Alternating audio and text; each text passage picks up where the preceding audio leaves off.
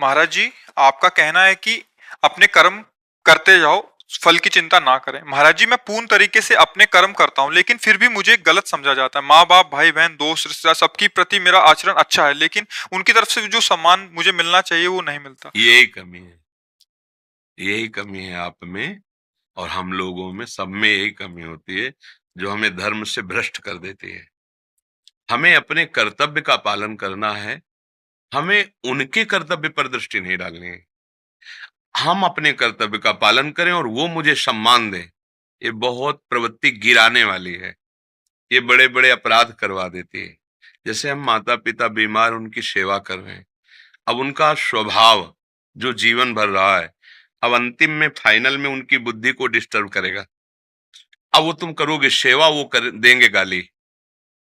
तुम करोगे सेवा, चार लोग जब उनके पास आएंगे तब वो निंदा करेंगे तुम्हारी। नहीं, आपकी सेवा क्या सेवा करता है और वो जब शब्द कान में पड़ेंगे आपके, तब आप जलोगे। नहीं, इसका मतलब है आप अभी जो बात बोले कि फल की इच्छा ना करो, इसका मतलब आपकी दृष्टि फल पे है। आप इच्छा करो ना करो, यही फल है कि कम से कम यार, मैंने आपको इतना प्यार दिया, इतनी सेवा दी, तुम प्यार तो मुझे दो। और फल क्या मतलब भाई? आम आम थोड़ी, सेव थोड़ी मांग रहे हो, उसका परिणाम मांग रहे हो कि हम कम से कम आपको जो सेवा कर रहे हैं उसके बदले में प्यार दृष्टि तो दो, थोड़ा सम्मान तो दो मुझे। रिस्पॉन्स कम से कम अच्छा हमारे प्रति भाव। नहीं नहीं नहीं, तुम मुझे गाली दो और मैं तुम्हें सम्मान करूं, तब जाकर तुम उस ऊंचाई पर पहुंचोगे अध्यात्म की। यही तुम चूक कर जाते हैं। फिर जब हम तुम्हारी रात दिन सेवा करते हो, तुम उनसे बात कर रहे थे कि कोई सेवा नहीं करते। हाँ, नहीं करते तुम। अगर कंट्रोल से नहीं हो पाया दिमाग का, तो आप उन माता पिता का अपमान कर देंगे। गाली, नहीं जाऊंगा रात दिन इनकी सेवा को। फिर भी लोगों से यही कहते हैं, रिश्ते नातेदारों से यही कहते हैं, ये कुछ सेवा नहीं करता, ये संपत्ति। बस सावधान।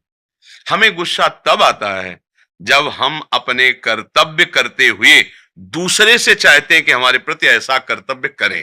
और अगर हम दूसरे से चाह खत्म कर दें, हम अपने कर्तव्य को देखें, तो कोई मुझे परास्त नहीं कर सकता। आप बोलो, इसमें कोई संशय? महाराज जी, उस समय तो जब गुस्सा आता है तो श्री राधा नाम लेके मैं अपने पूरी तरीके से कर, लेकिन बाद में जब अकेला होता हूँ मैं। तब अपनी गलती महसूस करो तो अपने आप ठीक हो जाओगे। तुम गलती वहां महसूस करते हो सामने, नहीं भाई। हमें अपने को सुधारना है। जब ये बात रखोगे ना, अगर आप हम पर श्रद्धा रखें, हमारी बात माने, तो आप ये बात मानो। जैसे डॉक्टर कहता है ना कि आपके अंदर ये कमी है, आप इसको इस विटामिन से पुष्ट कीजिए, आप बिना तर्क के स्वीकार कर लेते हैं। ऐसे ही अगर हमारे हृदय में अशांति हो रही, जलन हो रही है, तो हम कहीं त्रुटि कर रहे हैं। ये ना सोचे कि वो अगला आदमी सुधर जाए तो मेरी शांति हो जाएगी, कदापि नहीं। मेरी कोई त्रुटि हो रही है, नहीं तो मेरा हृदय आनंदित होना चाहिए। तो त्रुटि ये हो रही है जो हमारा शास्त्र कहता है, सबहि मान प्रद आप अमानी। सबको मान दीजिए पर आप मान की चाह न रखिए, तो आप ऊंचाई पर चढ़ेंगे। आप क्या कर रहे हैं? अच्छा काम कर रहे हैं, बदले में क्या चाहते हैं? शाबाशी, प्यार, सम्मान, थोड़ा सा कृतज्ञता। सामने वाला कृतज्ञ तो हो यार, हमने इतना सब कुछ किया। ये चाहत आपको अपने धर्म से गिरा देगी। जब आप एकांत, खुद पर एकांत बैठोगे, तो ये बुद्धि से आपको सलाह दे, यार सब बेकार है, इतना किया, खवाया पियाया सब, उसको इतना मित्र माना, कर्जा लेके भी उसके साथ ऐसा है, और वो कुछ नहीं मान रहा, तो सब बेकार है यार। फिर क्या है, अब हो गया, अब बदल गया, रास्ता बदल गया अंदर से बस यही संभालना है। अगर ये संभल गए ना, इसलिए शास्त्रीय सिद्धांत, अमानिना मान देना, स्वयं अमानी रहकर दूसरे को दान देना, मान का कोई सेवा नहीं, कोई अपराध नहीं है। वो हमें गाली दे सकते हैं जिनकी हम सेवा कर रहे हैं, क्योंकि हमको ऊंचे चढ़ना है। एक थे, तो आर्मी में वो गए, तो वो जब गए वहां, तो थोड़ा लंबाई में छोटे पड़ गए, सब में पास हो गए, निकाल दिया गया। तो बड़ा ऑफिसर था, उसने देखा, उसने कहा रुको, बुलाया और पैर में बूट मारे, ऐसे पंजे में जूता पहने हुए थे, कस के बूट मारा और एक थप्पड़ उसके मारा। खड़ा रहा। वैसे, क्या नाम तुम्हारा? बोले, सर सुभाष नाम। ए, पास करो इसको। नेत्र नीचे, सर सुभाष नाम। मतलब बिल्कुल कोई फर्क नहीं पड़ा। बोले पास करो इसको, बढ़ जाएगा, अभी बच्चा है, आगे बढ़। आज वो आर्मी में डॉक्टरी पदवी पे है, उसमें समझो एक, आपको सहनशील कितना होना है। जब आप फेल हो रहे हो, सहनशीलता ने पास करवा दिया ना, बिना घूस के, बिना कोई घूस नहीं लगी थी। वो बता रहा था कि हमें ऐसा आपके संग के कारण ऐसा लगा था कि मेरी परीक्षा हो रही। मैं चुपचाप शांत कर, जब उन्होंने थप्पड़ मारा, पूछा, तो हम बड़े सम्मान से बोले, सर मेरा अमुक। वो बड़े प्रसन्न हो गए, पास कर दिए। समझ रहे हो, हम जब किसी पद पर जाना, ऊंचाई पर जाना चाहते, तो हमारे साथ हो सकता है कि जिसकी हम सेवा करें वो हमारा अपमान करे, और अगर हम सह गए और प्रसन्न मुद्रा में रहे, तो हमारी अंदर की भूमिका बदल जाएगी। काम क्रोध लोभ आदि जो आक्रमण करें वो छू नहीं पाएंगे, भगवान ऐसी ऊंचाई पे चढ़ा देंगे। ये आध्यात्मिक की ऊंचाई है। बहादुर हो, इतना और सह जाओ।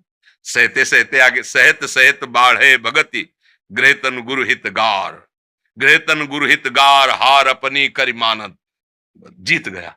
यहां जो हार गया ना, वो जीत गया। ठीक है, मैं कुछ भी हो, अब मैं सब कुछ सहूंगा, पर अब मैं अधर्म नहीं करूंगा, कड़ुआ नहीं बोलूंगा, गंदा आहार नहीं करूंगा, गंदा व्यवहार नहीं करूं। जीत गए। अंदर ही अंदर है जो आपकी पवित्रता, दिव्यता आएगी। अब जैसे अभी पीछे एक भाई ने प्रश्न किया, मुझे कुछ अनुभूति नहीं हो रही। भैया, आपकी सांसारिक दृष्टि है, आपका सांसारिक भाव, तो अनुभूति किससे करोगे? जब छोटी वस्तु कुछ देखना होता है तो दूरबीन से देखते हैं, दूरदर्शी नेत्र है, और उसके लिए लगाता है नहीं, दूर की वस्तु देखने के लिए या सूक्ष्म वस्तु देखने के लिए लगाता है ना। तो ये तो बहुत ही सूक्ष्म है, सूक्ष्माति सूक्ष्मम। भगवान का जो स्वरूप है वो अणुअणियान महतो महियान, इतना महान है कि तुम्हारी दृष्टि नहीं जाए पहुंच पाएगी, और इतना सूक्ष्म है कि तुम्हारी दृष्टि नहीं पहुंच पाएगी। तो उसके लिए जो हमें देखने की दृष्टि चाहिए, वो भजन से मिलती, साधना से मिलती, तपस्या पवित्र आचरणों से मिलती। अब ऐसे हो तो सब, अब आप चलो देखो अनुभूति, अगर अनुभूतियां ना होते हो, जो अपने लोग जी रहे हैं, किससे जी रहे हैं? अनुभूतियों के बल भी पर जी रहे। अगर उनका प्यार, उनका दुलार ऐसे पर्दा पड़ा मिले तो जी नहीं सकते भैया, एक क्षण नहीं जी सकते बिना उनके दुलार प्यार के। तो वो है या नहीं, ये तो बातें सब बहुत दूर गई। जैसे तुम हो ना, तो तुम तो बहुत दूर हो, इतने नजदीक हैं, इतना उनका प्यार है कि उनके सिवा और कोई अनुभूति नहीं है। बस चलो, परमार्थ पे चलो, बहादुर हो। बड़े भाग्य हैं जो आप अध्यात्म की सूक्ष्मता का चिंतन कर रहे हो, अपने अंदर की कमियों को पकड़ रहे हो, तो आगे बढ़ करके वही महान बन जाता है। गृहस्थी में ऐसे ऐसे महात्मा हुए गृहस्थी में कि विरक्त वेश वालों ने झुककर उनको आदर दिया है। पूज्य भाई श्री हनुमान प्रसाद पोद्दार जी महाराज, धोती कुर्ता चश्मा, गृहस्थ, पत्नी और पुत्री, लेकिन बड़े बड़े विरक्तों ने उनको। तो ऐसा नहीं, वस्तु का आदर होता है, चाहे वो गृहस्थ में आ जाए चाहे विरक्त में आ जाए। ज्ञान और वो आ गया तो आपका, हाँ, जब आदर की चाह मिट गई तब आदर मिलना शुरू हो जाता है। और जब चाह रहती तो आदर लायक कुछ होता नहीं है, क्योंकि उस समय अहंकार होता है। और जब वस्तु आती तब चाह खत्म हो जाती है, उसका महत्व खत्म हो जाता है। बढ़ो, आगे बढ़ो। आयुष जी दिल्ली से। राधे राधे। श्री हरिवंश, राधे राधे महाराज जी। महाराज जी, मेरा प्रश्न यह है कि मैं जब भी अपने आप को हनुमान जी को समर्पित करता हूँ, जब भी मैं उनको पाने की कोशिश करता हूँ, मुझे ऐसा लगता है वो मुझसे दूर जा रहे हैं। कभी वो राम जी के पास, या कभी भोले बाबा जी के पास, या कभी श्री जी की तरफ भेज देते हैं। मुझे ये बताइए कि महाराज जी वो अपने पास क्यों नहीं रखते? मैं आपने केवल और गुरु केवल बनाया हनुमान जी को पाना चाहता हूँ। है? बिना गुरुदेव के लाइन नहीं क्लियर होती। गुरु कृपा ही केवलम। हनुमान जी को पाना है तो किसी हनुमान भक्त गुरुदेव का वर्ण करो। सिया राम जी को पाला है, जो रामानंदी वैष्णवाचार्य, उनकी शरण जाओ। तो किशोरी जी को पाना है, जो किशोरी, इसीलिए भगवान ने विविध आचार्य रूप में उतार लिया है। अब ये मनमुखी तो है नहीं ना कि आप मंत्र जपोगे हनुमान जी को वश में कर लोगे, नहीं, ऐसा नहीं। भजन करो, नाम जप करो, कीर्तन करो, उसका फल होगा कि सदगुरुदेव की प्राप्ति होगी। जब द्रवहि दीन दयालु राघो तो साधु संगति पाइए। जब हमारी श्री जी कृपा करती हैं, लालजू कृपा करते हैं, तो अपने प्रेमी जनों का संग दे देते हैं। फिर ये प्रश्न खत्म हो जाएगा, फिर प्रश्न खत्म हो जाएगा। हम भाव से प्रभु में लगे, और वो भाव बाजार में नहीं मिलता। वो भावुक महापुरुषों के संग, भजन न होई संग बिनु, और भजन बिना नहीं प्रेम, छिन्हु भजन न छाड़िए, धरिए या ध्रुव नेम। एक बार श्री रंगनाथ जी की सेवा करते थे नौजवान पंखा, पहले पंखा ऐसा होता था कि ऐसे बाहर बैठो रस्सी से ऐसे से, तो ठाकुर जी के ऊपर वो ऐसे चलता था। हाँ, वो पूरी रात करते थे। अब नव युवक अवस्था और इतना बड़ा त्याग, वर्षों भगवान की पंखा सेवा, नींद नहीं आना, मतलब बिल्कुल अपने सुख का त्याग करके। तो ठाकुर जी कृपालु हुए, आ गए, पर दूर बैठते ऐसे बात करते। तो उनका प्रभु हमारी इच्छा एक बार गले से लग जाए। बोले नहीं, गले से नहीं लग सकता। बोले क्यों? बोले जब तक मेरा कोई भक्त तुम्हें अपना नहीं कहेगा और वो गले से नहीं लगाएगा, तब तक हम स्पर्श नहीं कर सकते। तुम हमारी आराधना कर रहे हो, मैं तुम्हारे सामने बैठा हूं। छोड़ दिया पंखा सेवा, वैष्णव जनों को खोजने लगे। तो एक गौशाला वैष्णव जनों की थी, जिसे ठाकुर जी को भोग लगता है सब गौओं की सेवा में। वहां कहा कि मुझे गौ सेवा चाहिए। बोले पैसा क्या लो? बोले कुछ नहीं, बस हमारा उदर पोषण होता रहे, मैं आपकी सेवा करूं। तो गाय चराने के लिए बाहर ले जाना पड़ता था, तो सब निर्माण हो रहे। तो वर्षा ऋतु थी, खूब पानी बरस रहा था, गवें आ गई और वो वर्षा में आए नहीं।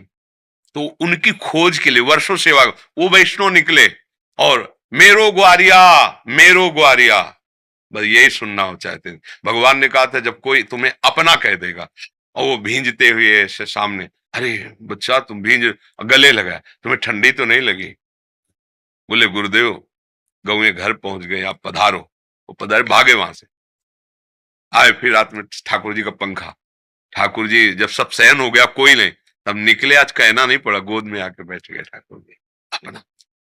ये बिना गुरुदेव की कृपा के। कई बार सत्संग में सुनाया है कि नामदेव जी महाराज परम सिद्ध संत बचपन से ही हैं, भगवत साक्षात्कार किए हुए हैं, लेकिन मुक्ताबाई जी ने उन्हें कच्ची मटकी कह दिया। तो भगवान के पास गए, उनका कच्ची मटकी। बोले हाँ। बोले क्यों? बोले गुरुदेव का वर्ण नहीं किया। तो बोले गुरु का काम होता है भगवान से मिलाना, हो आप मिल गए हो तब। बोले यही कच्चाई है, जब तुम हमारी बात मानोगे तब समझो। बोले आदेश करो। बोले वहां जाइए, बिसोबा खेचर नाम के संत जो है जंगल में है, उनको गुरु बना लीजिए। वहां गए तो देखो भगवान शंकर जी के लिंग पर पैर रखे हुए आराम से। तो उनका तो आस्तिक भी नहीं, इनको गुरु क्या बनाए?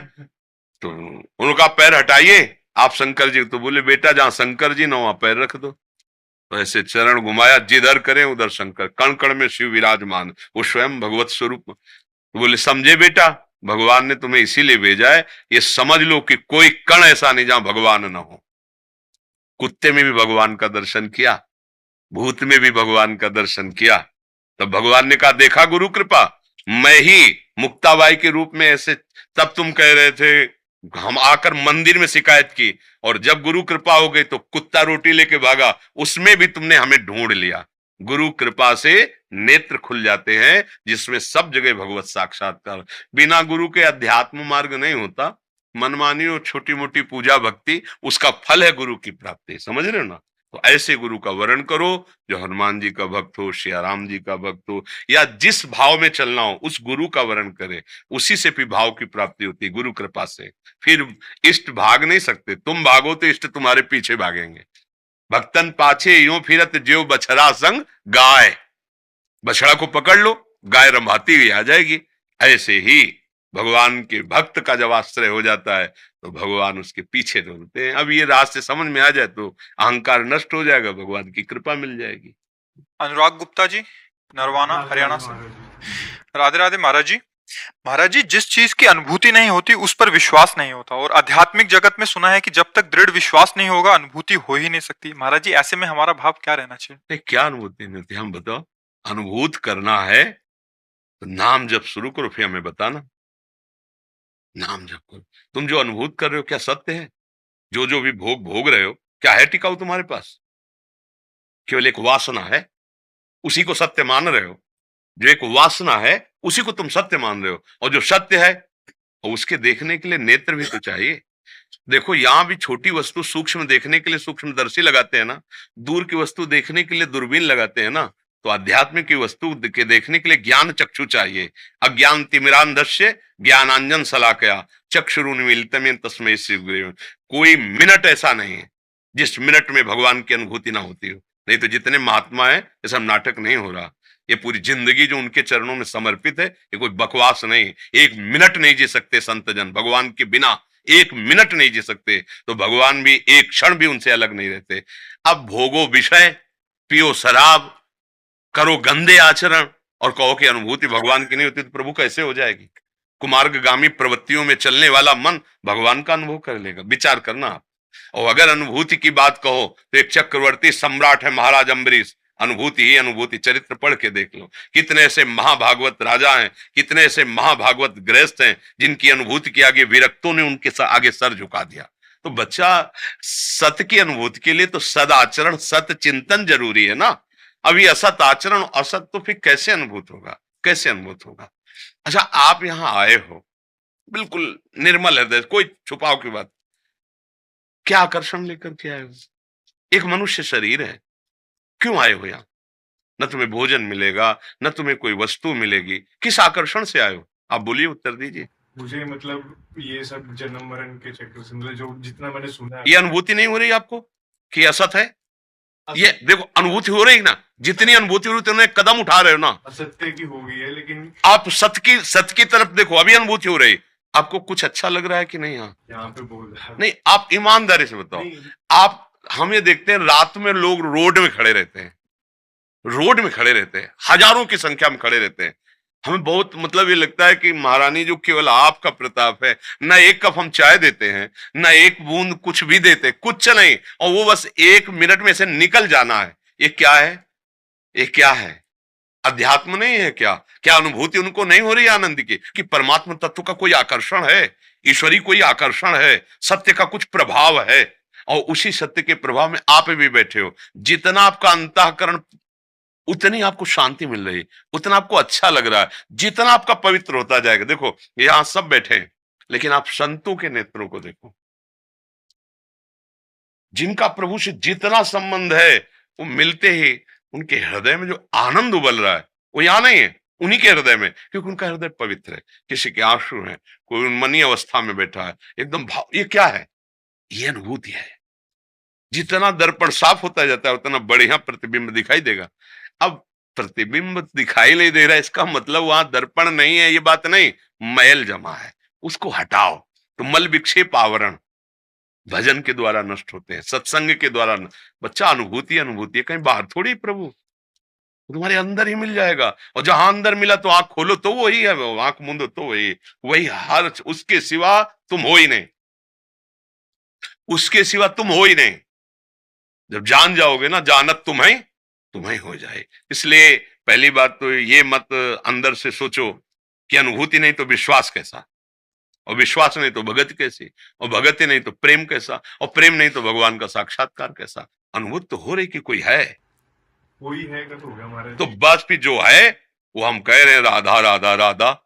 अगर कोई है तो उसका परिचय संतों के पास मिल रहा ना, वो कृष्ण है, वो राम है, वो शिव है, वो हरि है, वो राधा है। जिस नाम से पुकारो मेरे जैसे जल, तोय, वार, नीर, पानी, अम्ब, वारी, ये किसी उसी को तो कह रहे ना। अगर बुद्धिमान है तो समझ जाएगा एक ही शब्द को कह रहे हैं, ये पानी के ही सब पर्यायवाची। ऐसे राम, कृष्ण, हरि, शिव, अम्बा, अमुक अमुक अमुक, जितने भी नाम मेरे एक ही प्रभु के नाम है। अब जहां हमारा जुड़ाव हुआ, हम वहीं उनकी बात मानकर लग गए। कोई सिया राम जप रहा है, कोई राधे श्याम जप रहा है, कोई कृष्ण जप रहा है, कोई शिव जप रहा है, सब है तो वही प्रभु ना। एक पकड़ लो, जपना शुरू कर दो, अनेक में एक का अनुभव हो जाएगा, बस सब काम बन जाएगा।